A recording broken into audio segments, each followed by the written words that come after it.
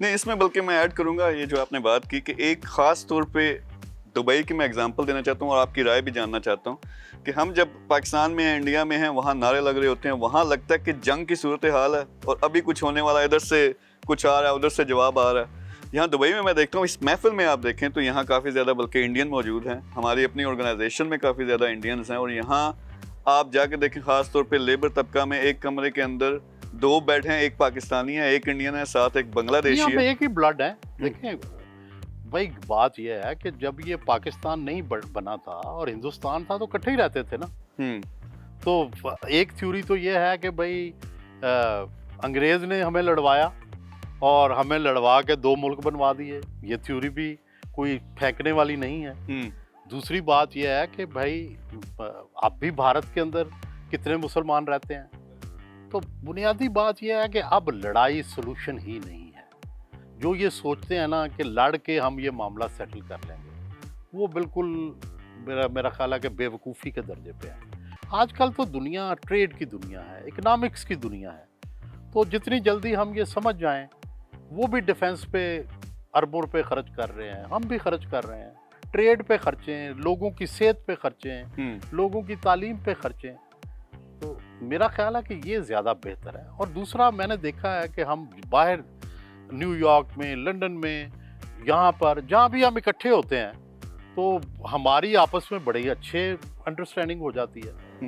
तो इसका मतलब ये है कि भाई अगर माहौल हम ठीक रखें तो कोई हमारे अंदर डिफरेंसेस नहीं है। बड़ी हैरानी की बात है कि अमेरिका के अंदर, लंदन के अंदर सबसे ज़्यादा शादियाँ जो है वो मुसलमान लड़कों और हिंदू लड़कियों की और हिंदू लड़कों की और मुसलमान लड़कों की हो रही है। और क्योंकि दे फाइंड देम कंपैटिबल। ठीक है, क्योंकि उन रोटी एक जैसी खाते हैं, पेरेंट्स एक जैसे हैं, ठीक है, टेस्ट एक जैसे हैं, ओरिजिन एक जैसा है, तो वो अल्टीमेटली दे कम क्लोज।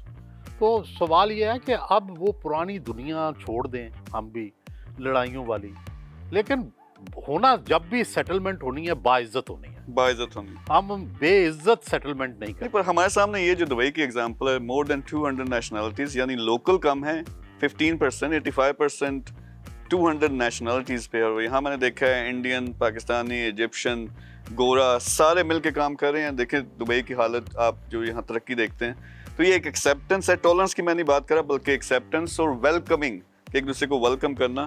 मेरे ख्याल में इस चीज़ के बारे में भी अगर हम अवेयरनेस दें। मैं तो आज ही ये कहा, आप वहाँ नहीं थे, मैंने कहा कि किसी ज़माने में जनेवा, न्यूयॉर्क, लंदन, उससे पहले इस्तांबुल, उससे पहले बगदाद, ये इंसानों के मरकज़ होते हैं। जहाँ पैसा होता है ना, वहाँ सब नेशनलिटीज़ आती हैं। यहाँ पैसा है चूँकि इस वक्त, तो सब नेशनलिटीज़ आप देखते हैं। तो वहाँ के जो लोग हैं, अब आप जो इंडियन या पाकिस्तानी हैं, आपकी रिस्पॉन्सिबिलिटी बढ़ गई है। अब आप सिर्फ दुबई के सिटीजन या पाकिस्तान के या इंडिया के सिटीजन नहीं हैं, आपका एक और स्टेटस है, वर्ल्ड सिटीजन का, क्योंकि आप 200 लोगों में रह रहे हैं और सारे लोग यहाँ आ रहे हैं।